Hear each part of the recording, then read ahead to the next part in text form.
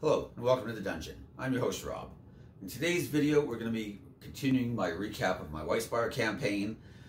I already made this video once and it was an hour and 20 minutes long. And I was like, okay, that's ridiculous. I should either break it in two or just tell the story faster and not waste so much time. So we'll figure out which one of those we're going to do as we go, depending on how time is. But I'm like, okay, nobody's going to sit through an hour and 20-minute video, so I need to condense this a little bit. So anyways, in light of that revelation, let's get right to it. So in part one, the players were in the city of Whitespire, which was under siege by an enemy army, and the players couldn't really leave. So at the beginning, they were doing things like trying to bring supplies into the city. They fought a magical plague that had broken out of the dock district. They found out that the enemy army was trying to tunnel under the city and managed to put an end to that. And then ultimately, they foiled a plot to assassinate the king and princess and replace them with doppelgangers that were loyal to the enemy forces. The king did die in the attack, but the princess was saved and she becomes the queen, and the players become heroes. So that was part one. Part two was more like a bunch of dungeon adventures and stuff. The players leave the city, they begin doing a bunch of stuff, mostly connected to the player characters themselves and their like personal backstories and missions of that nature, right? Helping friends and stuff that they knew, whatever. And so they do a bunch of that, but ultimately they end up back in Whitespire where they're hired to go after this demon clown thing that's, or jester, I guess, court jester. But it's clearly inspired by Pennywise the clown. And it looks like a goblin, and they go after him, and they end up defeating him and killing him and save all the children that he kidnapped, of course. And but at the end of the fight, they're pulled through into this other world, which is the world that that thing was originally from, which is called the In-Between, which is a name that I got from the Blight, which was one of my source materials. However, I kind of combined the Blight with another product called A Red and Pleasant Land, which I believe is another Lamentations of Flame product, or Princess product. I might be wrong about that, I'm not sure, because I've never played Lamentations, but whatever.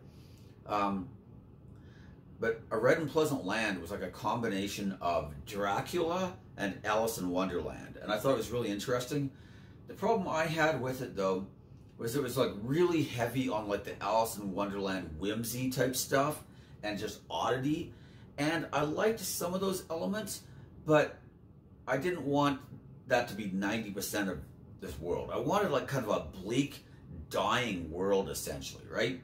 So I liked this idea of this like pale red sun, which might be red because the world is dying and is losing its power, or it could be red because the Red King, the vampire lord, every day in his coffin dreams of a pale red sun that can't hurt him. And maybe that's why the sun's pale and red, or maybe it's just because the world's old. You can decide.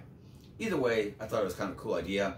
So the players are picked up by the captain and his crew, and they're told that they were sent by this tree, this sentient tree known as the Green Seer, and that they were supposed to find the party at this time and this place on this beach, and they would also have to gather up the greatest knight and the warrior hero guy of this entire realm called the Knight of the Dawn. And the Knight of the Dawn is currently in the service of this Medusa, a Medusa captain, who's actually the sister of the Medusa that tended the Eternal Flame in the previous chapter, where she has to, make sure the fire never goes out or the burning god will escape and destroy the world. So they go and meet with her, and she kind of reluctantly agrees to allow the Knight of Dawn to go with them.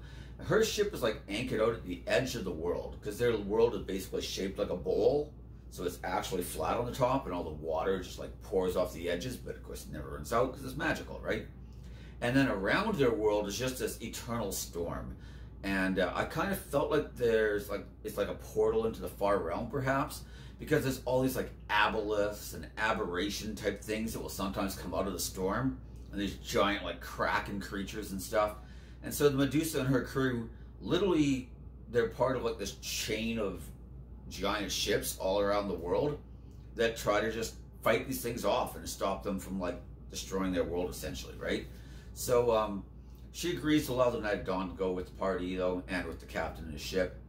And I like the captain of the ship because there's like this one dark elf who's like legitimately evil, right? He's just this evil wizard guy, right?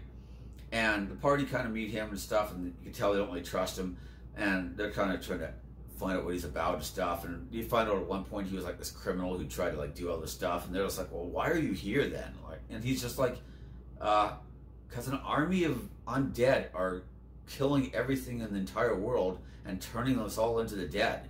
Like, you think I want that? No, you know. So if this is my only chance to live, I'm gonna help them live, you know. And you know, the captain even tells him, he's like, you know, war makes strange bedfellows. So and that's part of why the Medusa's there too, right? Like, she's not really evil, but she's not good either, you know. But she's trying to save the world. She doesn't want to die, so you know, it is what it is. Anyways, I kind of like that idea. So the Knight of the Dawn and Shadowza, the Dragonborn Paladin, the two of them have a bunch of roleplay together, and he explains to her that the reason he has to come is because the Red King has in his service this creature called the Lion of Night, which is actually a name I took from George R.R. Martin and the World of Ice and Fire. Now, he never describes the Lion of the Night in the books. It's just some sort of like demon creature god thing that's worshipped by all sorts of like evil priests of different sorts and wizards and whatnot. And I kind of like that idea though. But so in my idea, the Lion of the Night is actually far more powerful than the Red King is. But the Red King's like this lawful evil general vampire guy, right? And he's like very structured and orderly and systematic. The Lion of the Night's just this like lion guy who runs around with a pair of swords and just butchers and kills anything he finds.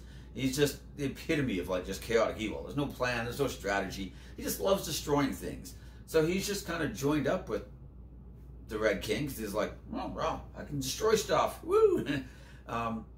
So the Knight of Dawn explains to Shadowza though that it says really there's this prophecy that the Lion of the Night and the Knight of the Dawn would fight, and the first time they fought, the Lion of the Night would kill the Knight of the Dawn. The second time they fought, they would kill each other. And the third time they fought, the Knight of Dawn would be successful and would stand victorious. And he's like, you know, we didn't really understand the prophecy for a long time. But then the Knight of Dawn actually did fight the Lion of the Night and died. It's like, but then eventually I found his armor and I became the new Knight of Dawn. And he explains though, he said, the original Knight of Dawn had this magic sword, which has been lost to us ever since he first fought the Lion of Night. And you know, we don't even know if it's even in this world anymore. We don't know where it is. He's like, but without it, you know, I can't beat him, obviously. He's like, but prophecy says that we will kill each other, and, you know, that's just going to have to be good enough. And he's kind of resigned himself for this, because he's known ever since he found the armor that this was going to be his fate, right? But him and Shadowza do some sort of like weird magical ritual where they, like, you know, trade blood and smear it all over each other. They're both paladins though, so I'm sure they'll be fine. They're immune to disease, you know, nothing to worry about. And he like smears blood all over her armor and all over his and stuff, and tells her that when he dies, he wants her to be the new Knight of Dawn, right? So she kind of agrees, even though she doesn't really trust him fully yet, because she's like, well, he is working for a Medusa. And then everybody else in the party's like, we were just working for a Medusa. We helped her replenish her cult. like, you know, whatever. So anyway, they end up going to this castle called Last Hope. And the Last Hope is like this great fortress that's never been taken ever. But during the last Great War, it did suffer a lot of damage. So even though the castle stood and the defenders were victorious in that battle, the castle's never really been repaired. And they never had to fight a giant army of undead either. So everybody's kind of worried. But all the great heroes of this land have gathered together. And I kind of based this idea off of an old Fables comic I read.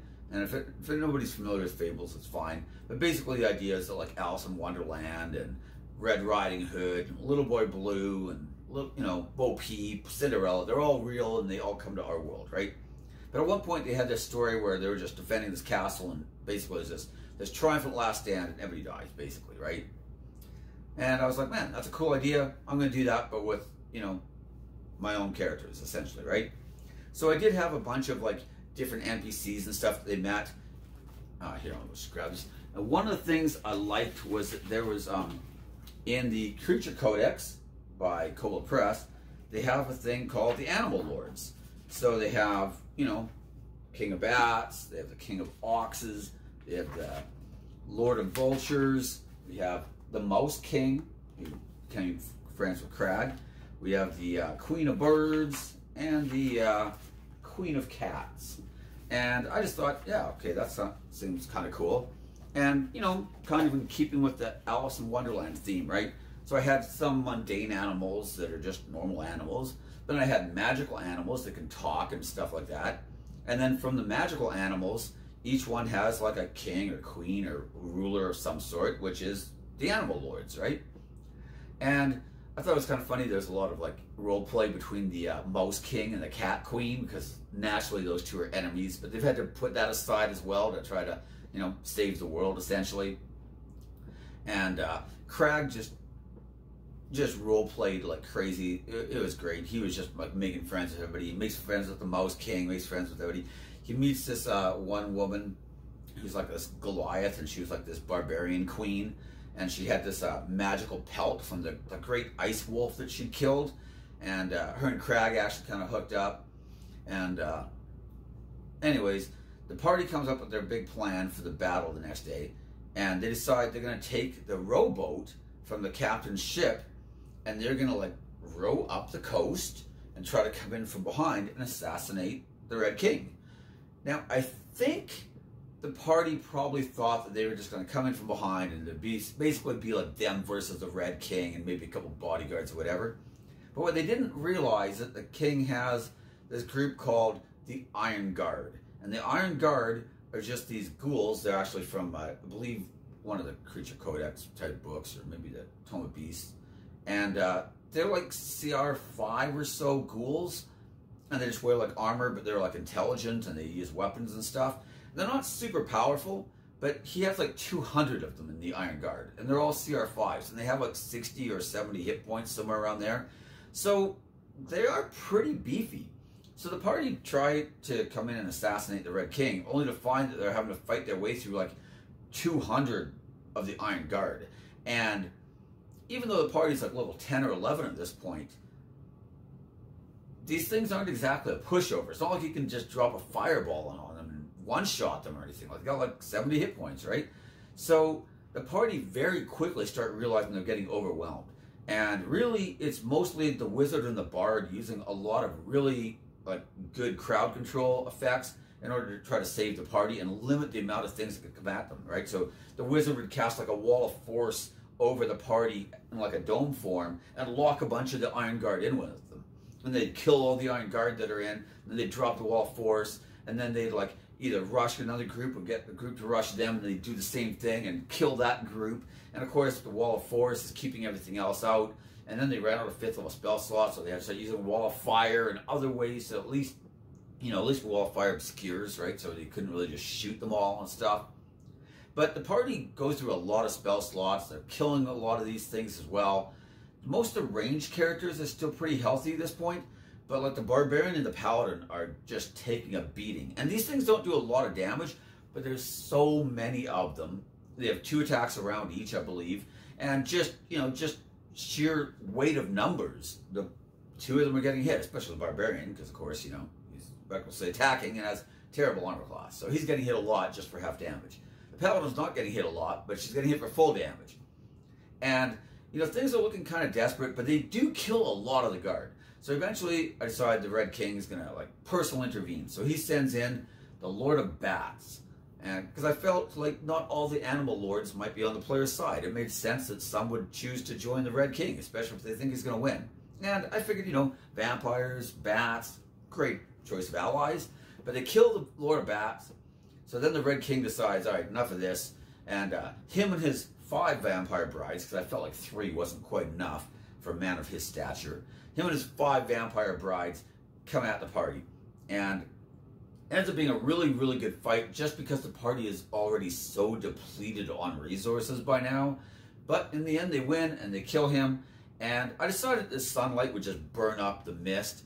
I didn't really want to have to worry about him getting to a coffin and all, coming back. Like, I like the idea that even though the sun can't really hurt him anymore in his physical form, it'll burn up the mist. It's fine. And I just like the idea of having a triumphant ending at this stage. I didn't, they dealt with the threat. There was no point bringing him back again, right? So they end up, the enemy army kind of starts to fall apart and scatter, and the defenders managed to like fight their way out of the gates and stuff like that, and they managed to save the day. They had their giant victory feast. A lot of the NPCs they met were all dead, and everybody's kind of sad.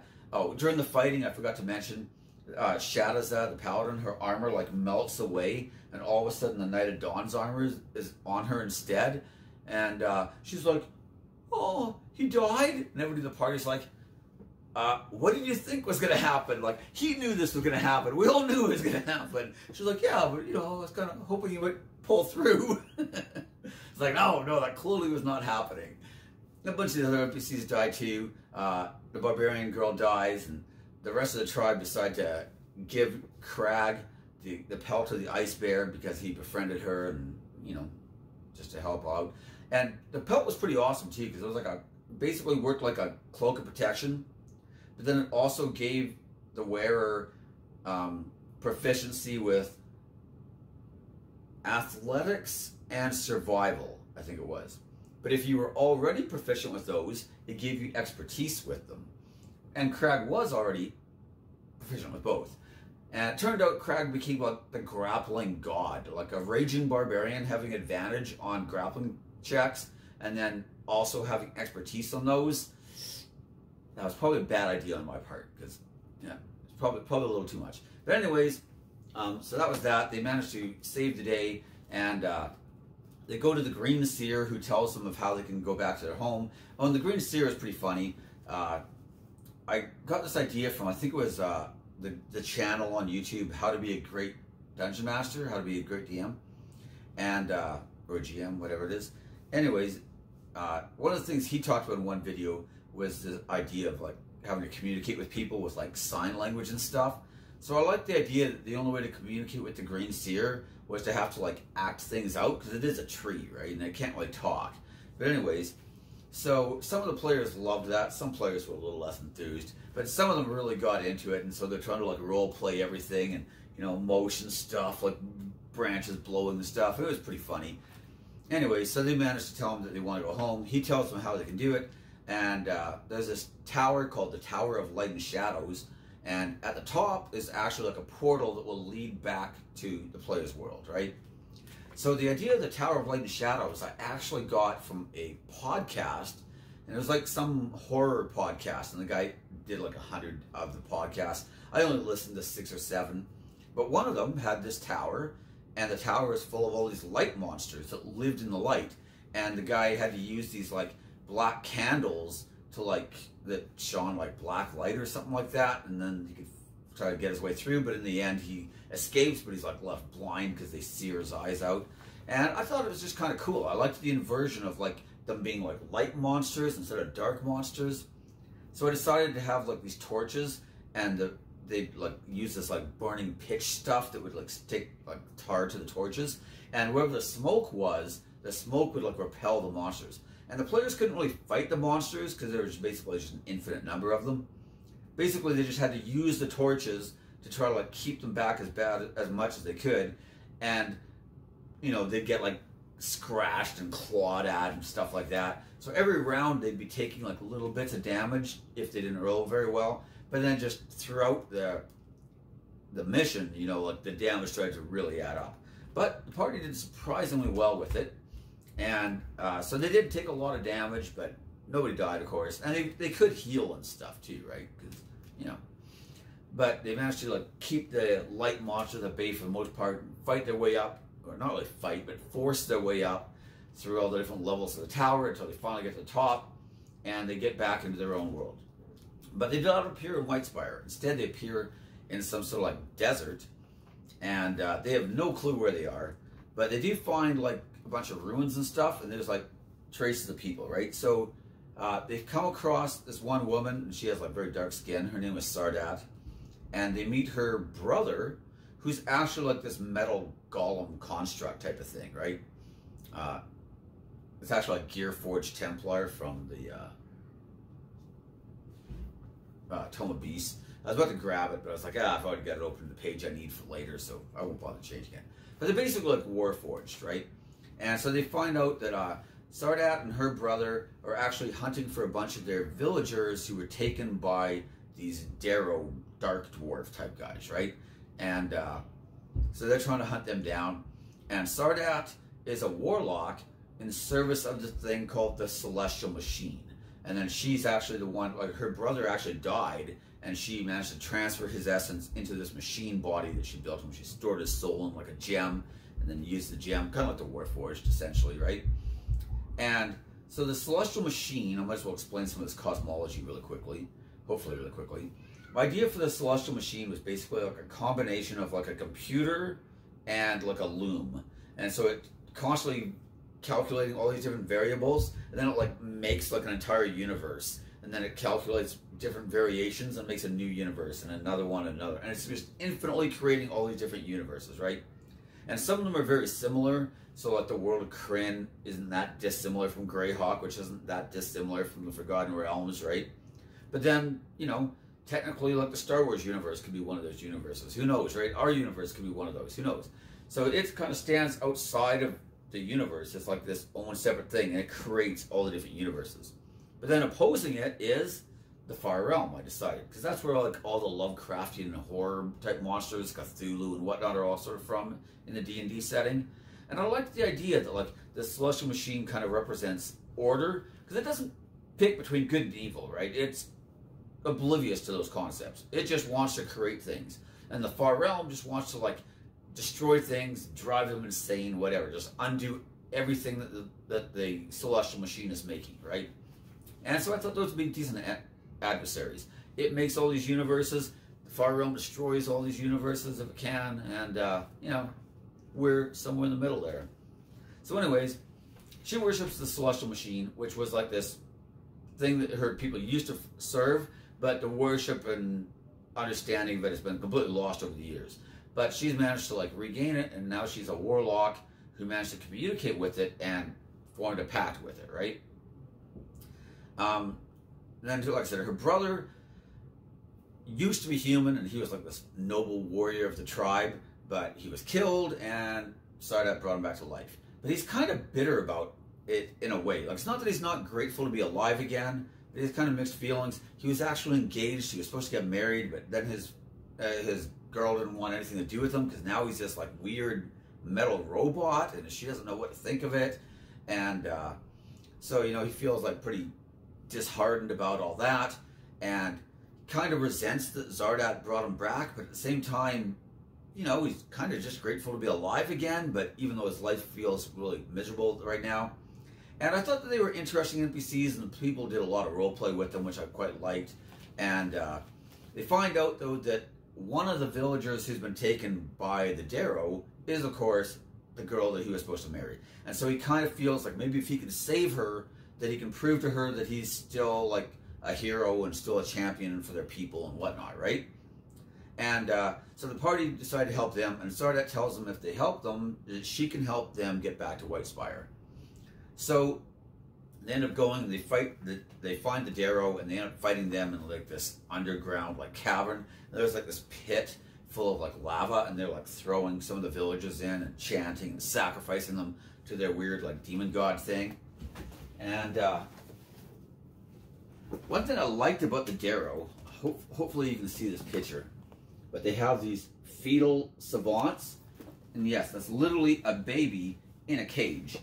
But the baby is telepathic, the baby is insane, it can try to drive you insane, and it can also switch bodies with you. So its soul can like take your body, and then you get stuck inside the baby, which is a pretty interesting ability, I thought. So I quite liked those.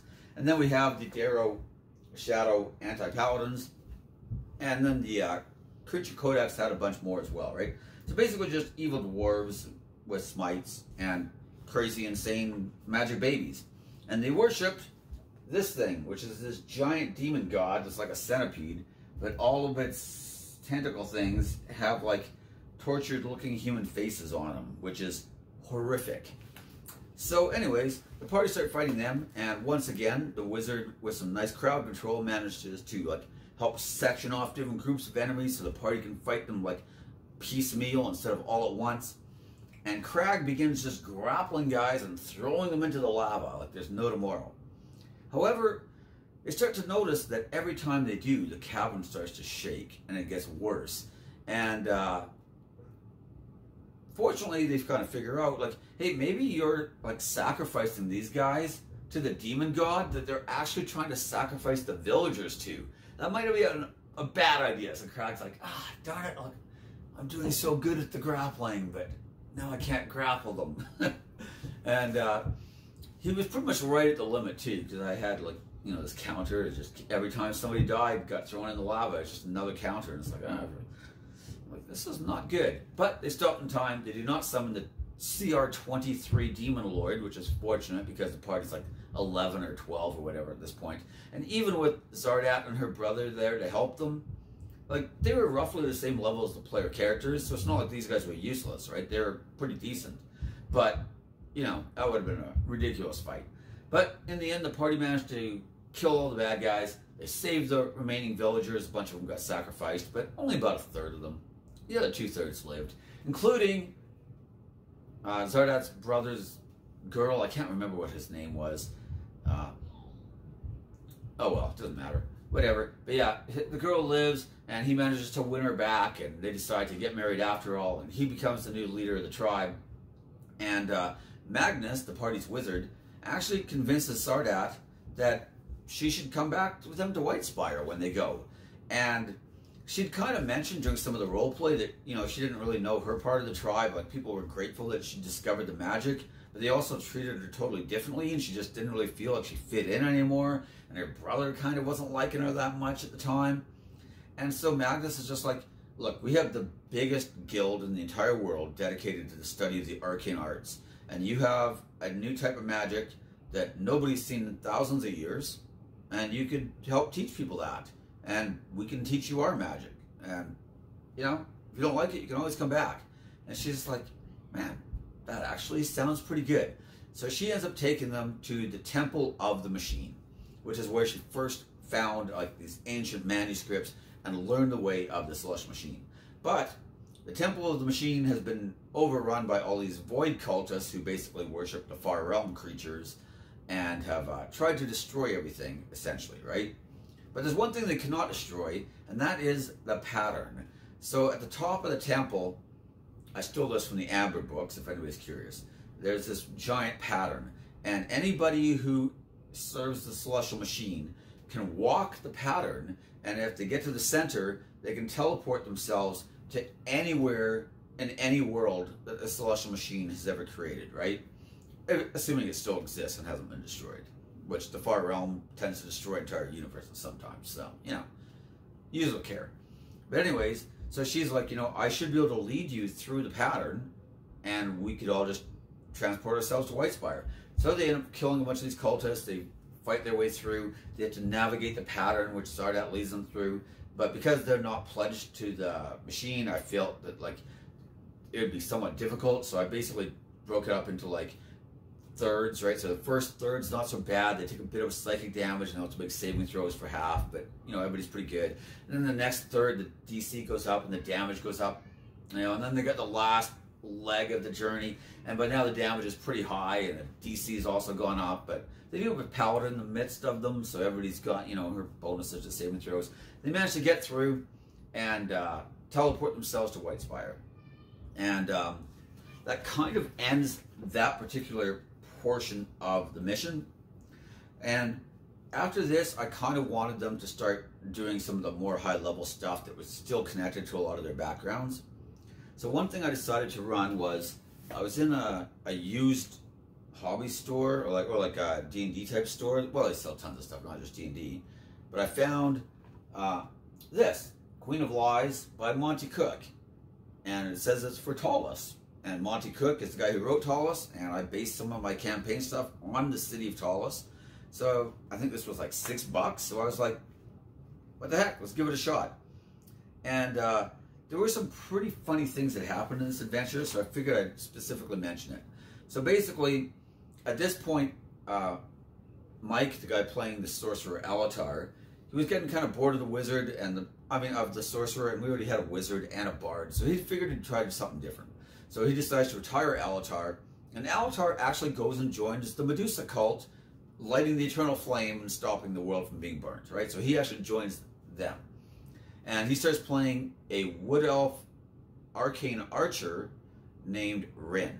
And so Rin is staying at the temple of a nun, the Beast Lord, who's like the god of the animals, right?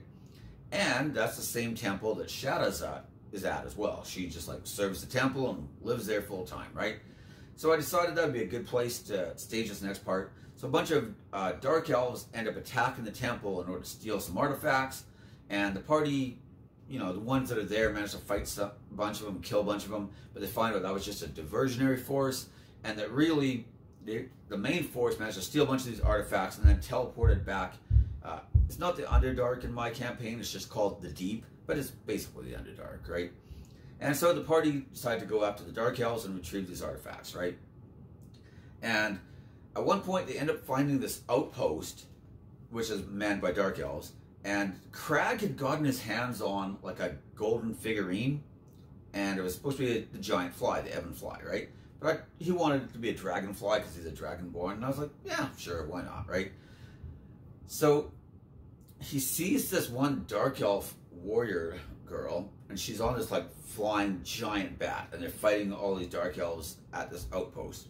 So he decides he's going to use his figurine of Wondrous Power and fly up there in order to fight her, right? So he does that, and at one point he decides he's going to like stand up on the back of the fly and get as close as he can, and then he's going to jump across, grapple her, and throw her off the bat. Naturally, though, he rolls a 1 and completely misses her and falls like 60 feet, takes a bunch of falling damage, and crashes onto the ground, right? So this is indicative of Crag's entire night. I'm telling you right now. So the rest of the party is still fighting all these Dark Elves, and things are going crazy, and there's like this web, and there's like Driders running through the webs and stuff, and there's Dark Elves with crossbows up on top just shooting down at the party, and Crag gets attacked by all these like low-level Dark Elves that were like on the ground, because of course he's just prone on the ground, but he manages to kill them because they all suck. They're all just like level 2s or whatever they are, right? And he's a mighty barbarian. So then he gets back onto his dragonfly and flies back up. But at this point, the girl in the bat is dead. So he decides to fly up to the web and start taking out all these Driders and crossbowmen and stuff, right? So once again, Crag decides he's going to just be spectacular, and he is, but just not the way he intended. So he gets up on the back of his fly, and he has his axe, and he jumps off, right? He's like, okay, well, if I'm like flying towards this guy and I jump off, will I do bonus damage? And I was like, sure, that sounds good. I'm like, but you're gonna have to make a dexterity roll in order to like stick the landing so you don't like fall and end up being prone. And he's like, okay. So sure enough, he like crits this guy and just one-shots him. And then the dexterity roll. And of course, Crag rolls a 1. But because of his spectacular antics on the ground and just some of the cool stuff he was trying to do tonight, I'd given him a point of inspiration only a few minutes ago. So he decides to re-roll his 1 using his inspiration and rolls another 1. He gets a 1 to try to grapple with the girl in the bat, then gets a natural 20 when he tries jumping off to kill this guy and just one-shots the guy, and then follows it up with 2 more back-to-back natural 1s. So he kills this guy, face plants into the web though, and crashes into this guy, and lands with this guy's like groin on his face, and he's caught in the web and can't move, which was hilarious to everybody involved, including Crag. It took him a minute to get on board, but then he's just like, oh man, that was so awesome and terrible. But it was quite spectacular. That's why I figured I'd mention that. The party obviously overcomes that. We end up having the big fight at the temple. I've mentioned this one before. They end up fighting at the temple gates. And there's a couple fire giants there, plus a bunch of Dark Elves. But it turns out there's actually 3 fire giants. But one of them was under an improved or greater invisibility from the Dark Elf Mage. And this stupid fire giant, like, back-to-back crits the Paladin, because he's attacking with advantage, and he's just like, ah. And at one point, the Paladin's down to like 3 hit points or 1 hit point or something like that. Like, it was razor thin. She almost goes down. But the party manages to win that fight. and managed to like proceed into the temple. They managed to find this like secret room, and they decide to actually like just teleport out, because this isn't the Underdark. You can actually teleport in and out. I mean, the Dark Elves teleported in originally with the artifacts, right? So they decide, let's just memorize this room, teleport home, take a long rest, and come back, because they didn't want to try chancing like a tiny hut or anything like that. A bunch of the Dark Elves have magic. So I was like, yeah, you can do that. So, you know, they come back, the temple's still on, it was high alert, but now they've been searching for the invaders for like 24 hours and haven't been able to find them. So they've gone down to Amber Alert. But then they end up having the big fight with the Matriarch. And I've mentioned this fight in a bunch of different videos because it was an excellent example of using crowd control to win the fight. So I'll just go through it really briefly. I won't do it as detailed as I have in some. But basically you have the Matriarch. She has like a wizard guy with her. And the Matriarch's like CR 18 or whatever, right? She's like an 18th level caster. She's a cleric, has 9th level spells. The wizard, though, is only like level 11 or so. And the party's like 13 at this point because they just gotten teleport and force cage. So the party's 13. The wizard's lower than them. And then there's a couple guard captains that are like level 9. And there's a whole bunch of guards that are like level 2 or 3. And they're mostly just shooting casters with crossbows and trying to force concentration saves, right? But it turns out that the room is also trapped. So when they come into the room, there's like this glyph that goes off and tries to like silence everybody. And basically it works like a silence 15-foot radius, except it stays with you if you fail your saving throw. But fortunately, the wizard and the bard both pass their saving throws. A bunch of other people get silenced, including the barbarian, but nobody cares about him. So, you know, no big deal. But fortunately, the casters are not silenced. And they end up charging in, and there's like this discolored section of floor, which I did mention, and I give the charging characters perception checks to see if they notice anything, but they both roll like 2s and 1s and 3s or whatever, right? And sure enough, it turns out the discolored section of floor is actually like a quicksand mud type trap, right? So the barbarian and the paladin just both go splashing into the mud, and now they're all stuck, and they're all like splashing around, just disgracefully, of course. And they got guys just shooting at them with crossbow bolts. And, you know, the fight is just going terribly at this point. Half the party is silenced, but fortunately not the main two. But the paladin was silenced, so she can't cast spells. And it's at this point that the bard and the wizard are like, okay, we need to do something to change the course of this battle. And the wizard's like, okay, I just got force cage. I want to force cage the matriarch, but she's out of range and I can't get there. And the bard's like, I can cast Dimension Door, take you with me, you can force cage her, and then we're going to be like right in the middle of the enemies. But we could, as long as we don't go down in one round, we could just Dimension Door back again. You know, we're going to have to eat a few attacks, but we can lock her in the force cage. And they're like, okay, let's do it. So they end up doing that. Works perfectly. The matriarch had already acted, so she is now stuck in the cage. Round 2, she tries to make her saving throw to plane shift out because she doesn't have teleport. She's not a wizard, right? She's a cleric. So she tries to cast plane shift and go into the abyss, and then her plan is to come back again, right? And she has to pass a charisma saving throw. Her charisma save is excellent, but she rolls a 2, and she fails and wastes her spell slot. So round 3, she finally succeeds. She plane shifts out. By the time she comes back, though, the wizard's dead. The 2 guard captains are dead. The paladin and the barbarian are out of the pit traps. The wizard's been like casting like wall of forces and stuff on a bunch of the low-level guards because force cage doesn't require concentration. So the force cage is still there. That's fine. But, you know, now he's casting this. And between him and the bard, they've been able to counterspell everything the wizard tries to cast, and he hasn't been able to counterspell them usually because there's 2 of them, right?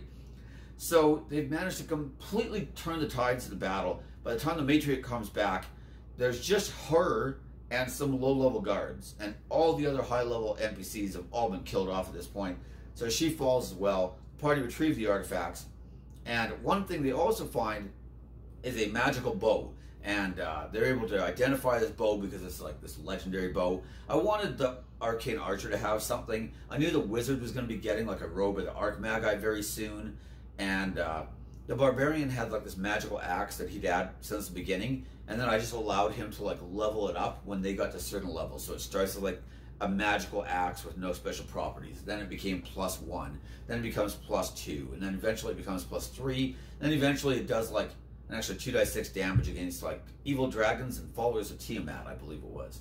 Anyway, so it just got more powers added to it because he kind of liked the idea of using that same weapon, right? And so I knew the paladin. She has the Knight of Dawn's armor now. She doesn't have a sword yet, but she has the armor. I knew she would be getting the sword at some point. And I was like, okay, well, the Arcane Archer needs something kind of cool too. The Bard had something and he was getting something else right away as well, I knew. So I was like, okay, I need something for him, right? But I also felt the bow was going to be a little too powerful right now. So I decided to kind of break the bow into different pieces. And so there's no string for it. And the string was actually originally made from like this braided hair from one of the original most powerful Fae creatures, the Queen of Night and Magic. And so, according to all the legends, he's like, okay, well, we need to find the Queen of Night and Magic and get her to make some more hair so I can use it as a bowstring, right? And so the party ended up returning back to Whitespire again with the artifacts. At this point, Magnus meets with Master Fane, who is the leader of the Necromancer College there at the school. And Fane tells Magnus, he's like, you've learned everything I had to teach you. You've exceeded me in power at this point. And he's like, but I want you to do something else, which is to find my old mentor, a man named Macros the Black, who is the most powerful necromancer to have lived in thousands of years. He's like, find him and study under him. And he gives him like this magical pearl. He's like, Macros once gave this to me. If you give it to him, then, it'll identify that I've sent you, right? And tell him that you've come from me, right? He's like, I don't know where he is now, but I know he was in a city called Hollowfaust at one point. So go there, and maybe they can give you more directions. And Hollowfaust was actually like a third-party source book that I'd read. Well, not read through the whole thing, because it was expensive, and I didn't want to buy it at the time. But I kind of looked through it a lot. It seemed cool. It was basically just a city founded by a bunch of necromancers. And I think the original 7 were called the 7 Pilgrims, if I'm correct. I might be wrong, but that's what I remembered. And that's what I named mine.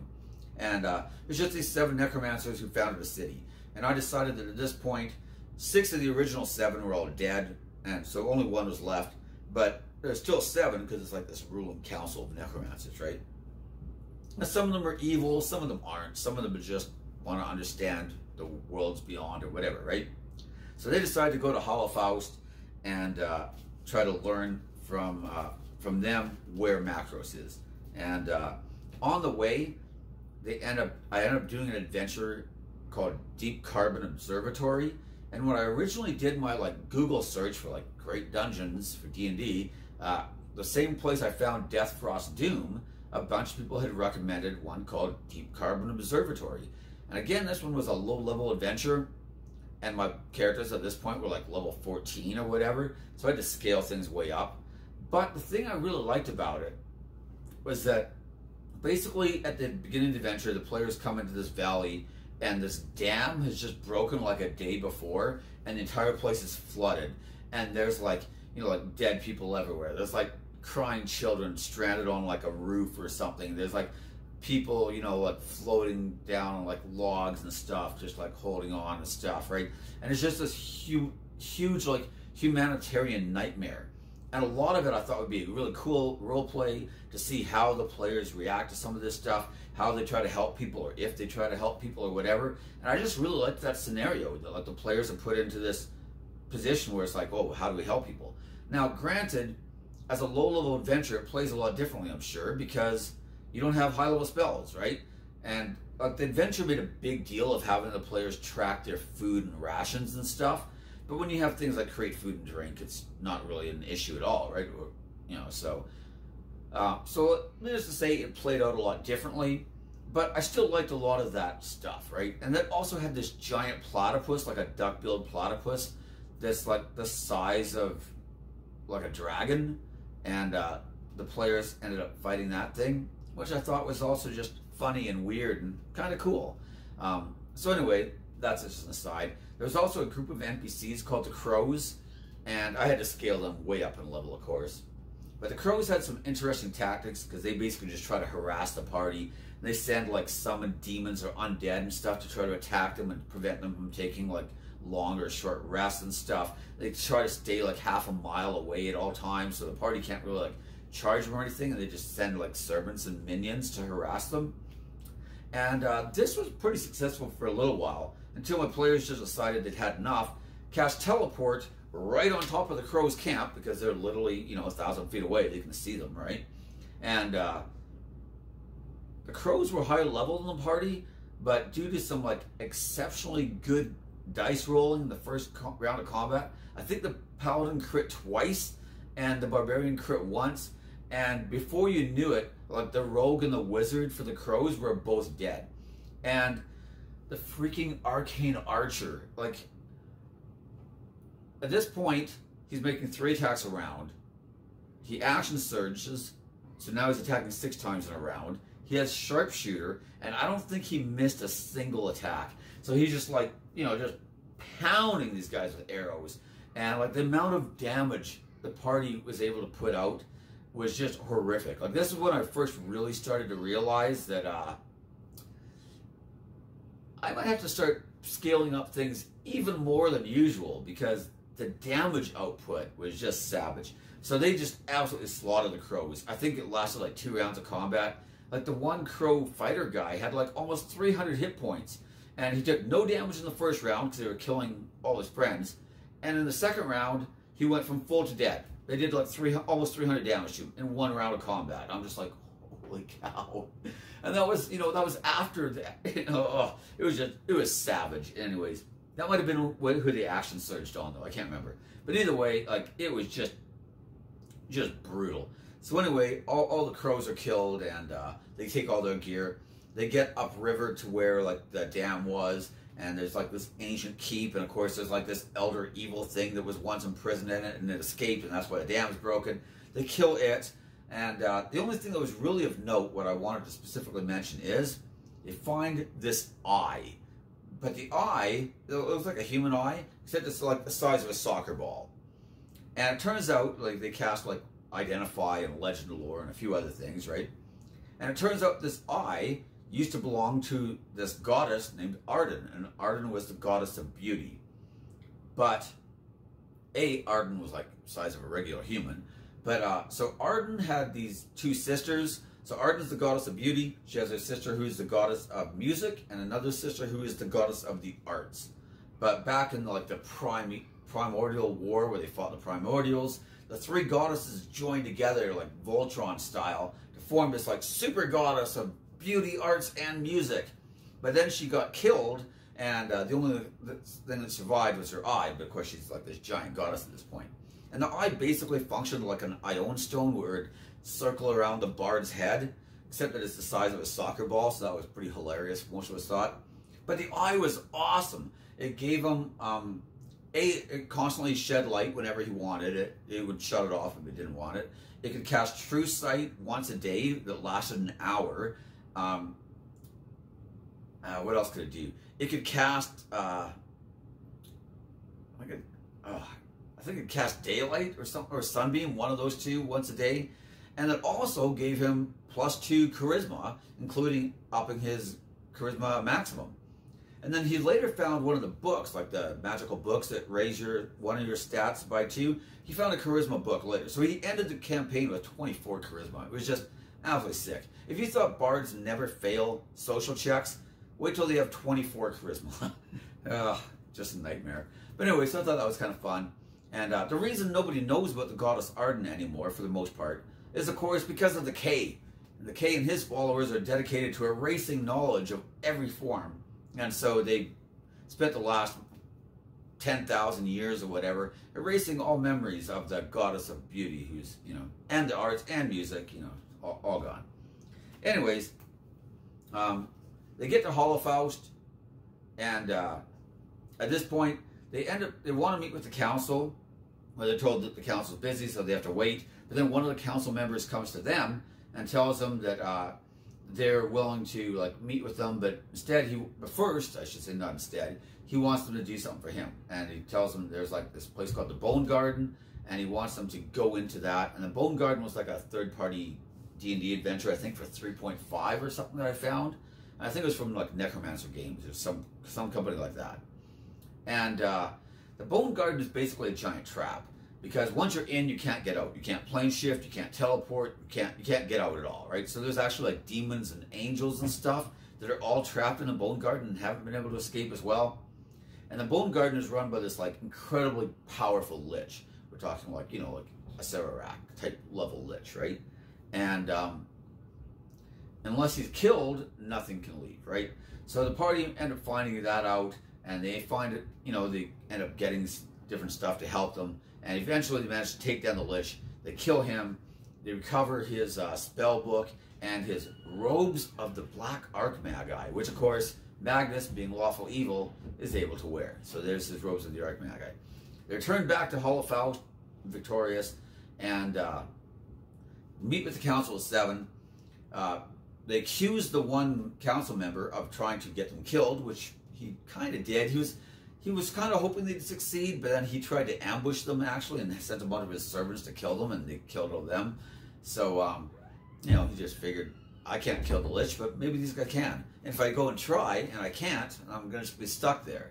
So, you know, I'll get these guys to do it. And if they fail, no loss. And if they succeed, I'll kill them and take the spell book, which is what he mostly wanted. But it failed. So anyways, one of the other council members, though, was also a lich. But he used to be like a human necromancer, and then like 6 years previously had turned himself into a lich, I decided. But him and the other guy were kind of rivals on the council. So he's just like, well, you know, we don't really have any way of proving that these guys are telling the truth, but we have no way of proving they're wrong either. So let's settle this the old way, trial by combat. So Magnus and the council member end up having their big magical mage duel.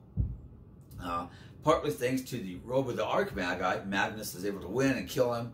They offer him the spot on the council, but Magnus has bigger dreams than that, and he's looking for someone else anyway.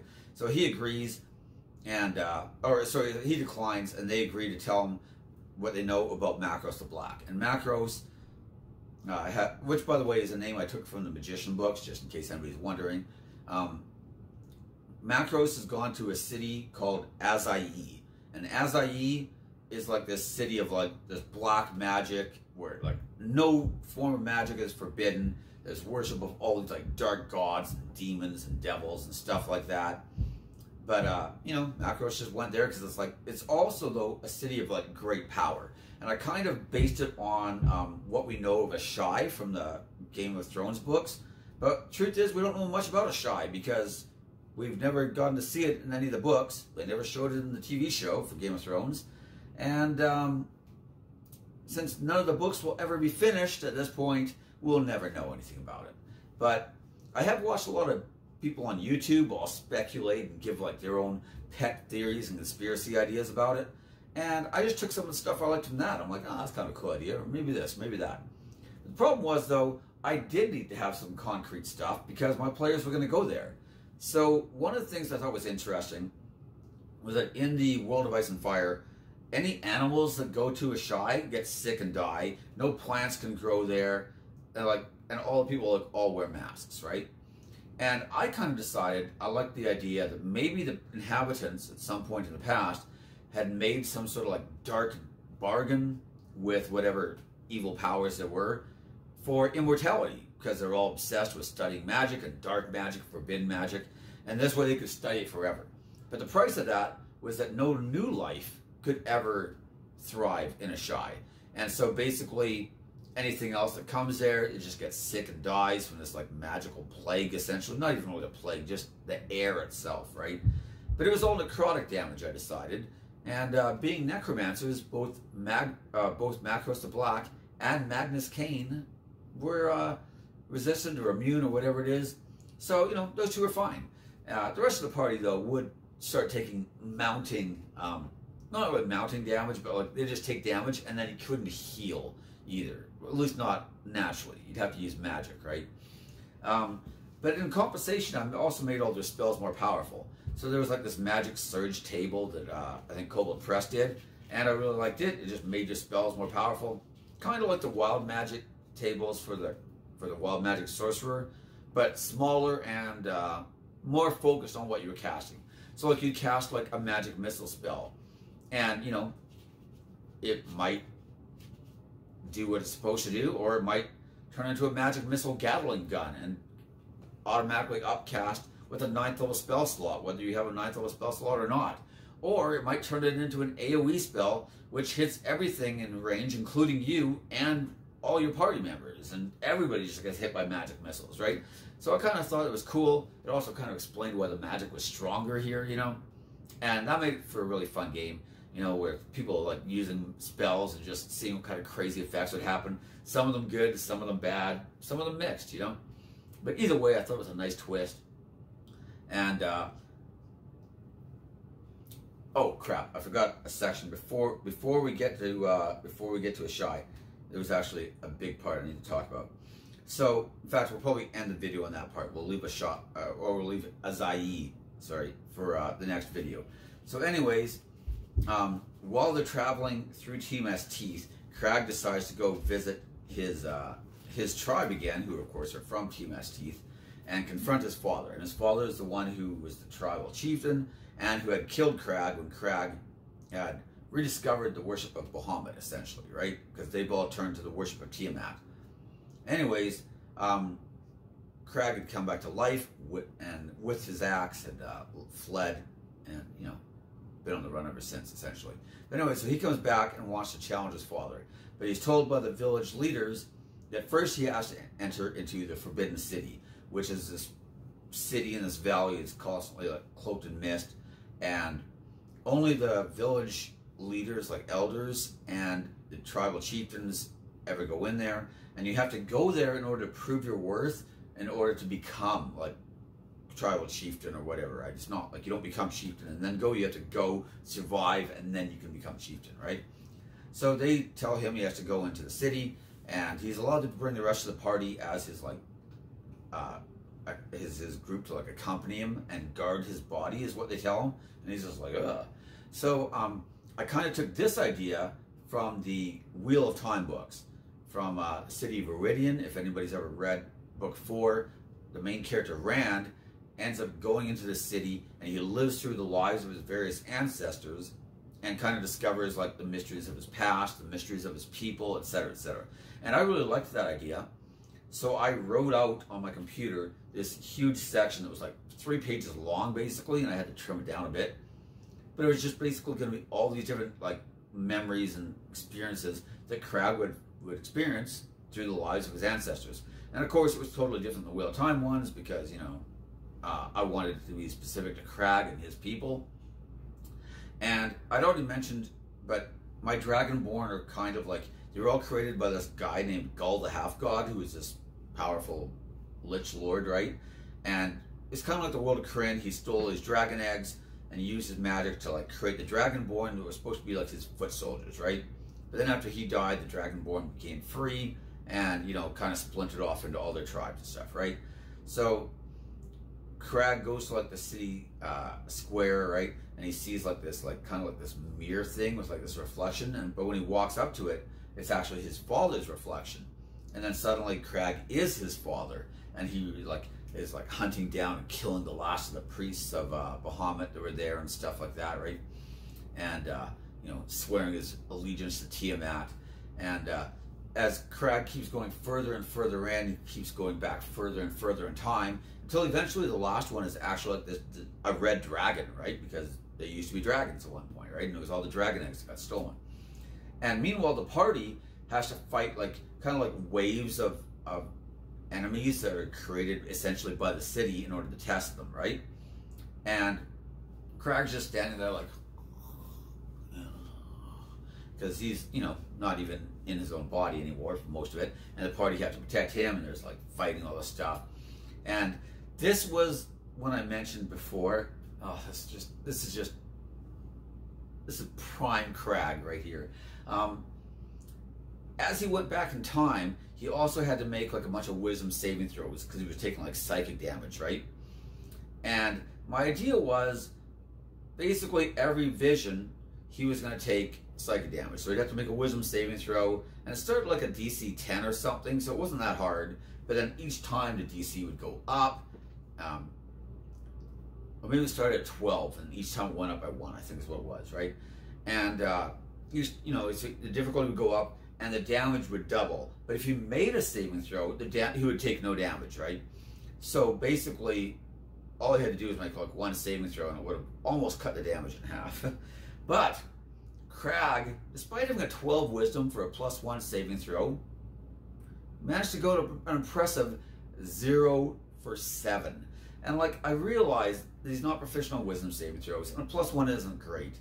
But you'd think sooner or later, like, you know, with a DC 12 and then a 13 and then a 14 and a 15, sooner or later you're going to roll like an 18 or a 20 or something. He had 7 tries. In fact, actually he had 8 because he had inspiration again, and in typical Crag fashion, he used his inspiration to re-roll and failed that one as well. So he actually goes 0 for 8, essentially, fails all 7 saving throws in a row, takes like 180 psychic damage, and only survives because he's a barbarian, essentially, with high constitution. Like, it was just, I was like, oh, this is just so Crag. Doesn't make a single saving throw, but still lives anyhow, you know? But it ended up being a really, really good scene. Crag survives, of course, learns his history and everything else, and rediscovers, like, you know, all the mysteries of Bahamut, essentially, right? And him and the party return back from the city. They take a rest on the way. They come back, and Crag gets to fight his father in one-on-one combat. And Crag's father was actually quite the beast. He was like a high-level paladin of Tiamat, and he was one of those Oathbreaker paladins, right? And I figured this was going to be a tough fight, because Crag's father was no joke. But I also forgot that as terrible as Crag is at everything else, he is absolutely godlike in combat. And that was my mistake, because Crag annihilated him. Like, it wasn't even close. Like, he's like dropping some smites on Crag, and Crag's just like, Dad. And I'm just like, oh my goodness. Like I said, his dad was no joke, but Crag just absolutely obliterated him. So Crag becomes the new clan chief.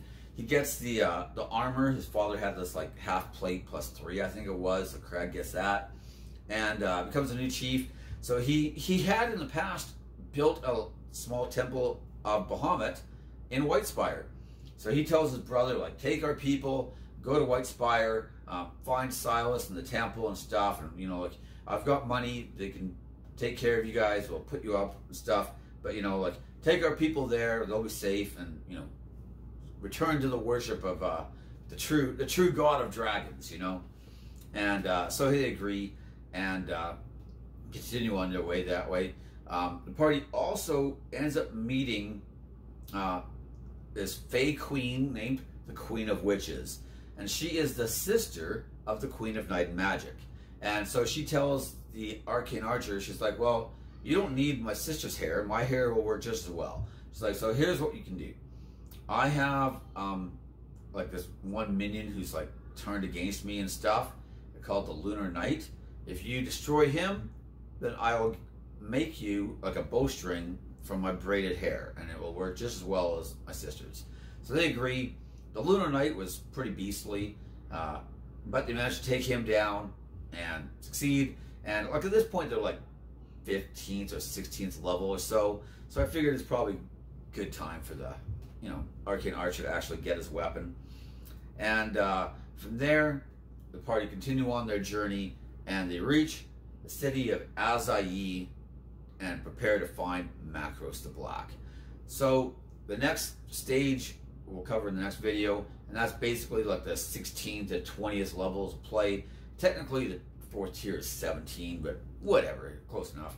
And like I said, at this point the party are getting pretty powerful. They've got some really powerful items. They're about to get even more, because, you know, the paladin's going to get her sword still, and there's a few other things. The bard's got his magic soccer ball, and he has like a magic sword too. It was like a sword of swiftness or something, so he got a bonus action attack. And he was a College of Blades bard, so, you know, he's essentially attacking 3 times around. Of course, he's still a bard, so his damage sucks, but, you know, whatever. At least he attacks a lot. And he's got great spells, so let's not be too hard on him. And he has blade flourishes. He used a lot of blade flourishes to, like, push things into walls of fire, or prismatic wall, which he does later once he gets 9th level spells. He used one of his magical secrets to grab Wish, and the other one to grab prismatic wall. And he did a lot of damage by blade flourishing things into prismatic walls, let me tell you. It was quite successful. But anyways, that's everything. We're going to end the video here. Thank you for watching. Hopefully you made it all the way to the end and I didn't bore you too much. I realize these aren't exactly my most popular videos, but they are fun for me, and I know a lot of my players have been watching them and just kind of reliving the glory days again, so that's been fun for them as well. But hopefully there's something people will pick up, even if it's just like, where do you get all your ideas from? And then you hear me talk, it's like, oh yes, I stole this from the Wheel of Time, and I stole this from Stephen King. Oh, and I stole this from a different adventure I found, and then I combined like 2 things from over here, and I took this idea from here, and I watched this movie once, and then you're like, oh, that's where you get all your ideas from. You just steal them all from other people. In which case my answer is yes. And that's my advice to you too. Steal things from other people, and just change it enough to make it fit your story, and you'll be good. That's the best DM advice I can ever give somebody. Steal other people's stuff, because some of it's great. And then you can pick and choose. You can steal the great stuff and not take the stuff that wasn't great, you know? Even better. Anyways, thank you for watching. Feel free to like, subscribe, ring the bell for notifications, and most importantly, leave me your comments in the comment section. My next video is going to be on the Fathomless Warlock, and then we'll probably be finishing off the Whitespire videos, you know, probably the next 5-7 days. I'll probably have another video for it.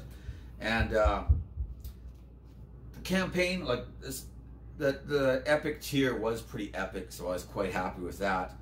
And then I'll be covering the Broken Lands campaign as well, because the two were like intertwined. And you know, we'll see where we'll go from there.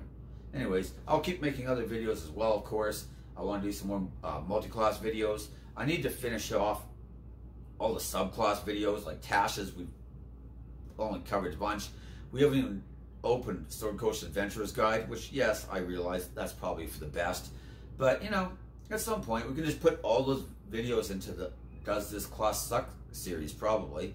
Purple Dragon Knight, yeah, looking at you, sorry. But whatever, you know, we'll cover them all at some point. Anyways, thank you for watching. Hopefully this video wasn't as long. I haven't looked at the time, but yeah, that's everything. See you next time. Bye.